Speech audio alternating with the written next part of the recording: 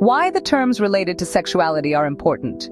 They give us words to describe feelings we've always struggled to explain. These labels are like keys. They don't lock us in, but help unlock a deeper understanding of ourselves and others. Sexuality isn't just a list of labels, it's a celebration of individuality. And the more we talk about it, the more we break the stigma around what's considered normal. Let's get real for a second. How often do we hear about the lesser-known sides of sexuality? Beyond the LGBTQIA+ umbrella, there are dozens of unique ways people experience attraction. And today, I'm sharing some terms that might just blow your mind. With all the new terms of sexuality that we know of, you may have not heard about this one. Aegosexual.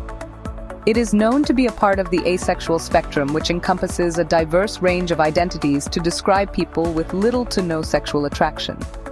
People who feel a disconnection between themselves and the object of pleasure are classified as egosexuals.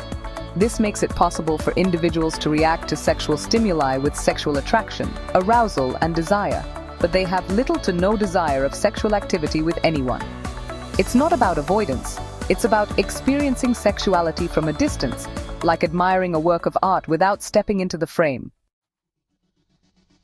Elissa Helfer, PhD, a clinical sexologist, notes that regardless of how they are sexually aroused, egosexuals do not even envision themselves engaging in sexual behavior. Since egosexuality is a subset of asexuality, it was first thought to be a psychological condition, and paraphilia, which is the sensation of high sexual arousal to unusual things, circumstances, imaginations, actions, or people. The history of this term is harmful to asexual people because it wrongly classifies egosexuality as a mental disorder, paraphilia, instead of recognizing it as a valid sexual orientation or identity.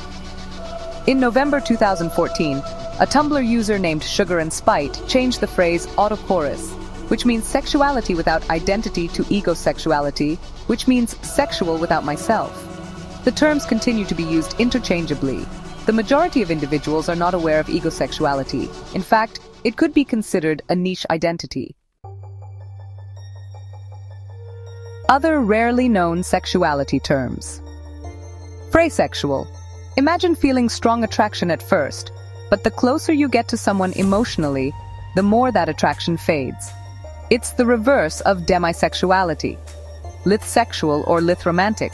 You feel attraction, but prefer it to remain unrequited. For some, the thrill is in the feelings themselves, not in acting on them. Cupiosexual. An asexual person who doesn't experience attraction but still desires a sexual relationship. It's about wanting the experience, even without the drive. Abrosexual. Sexual attraction that's fluid and changes over time. Someone might feel bisexual one day, demisexual another, and asexual the next. It's like an ever-shifting spectrum. Reciprosexual. Attraction that only arises when you know someone is already attracted to you.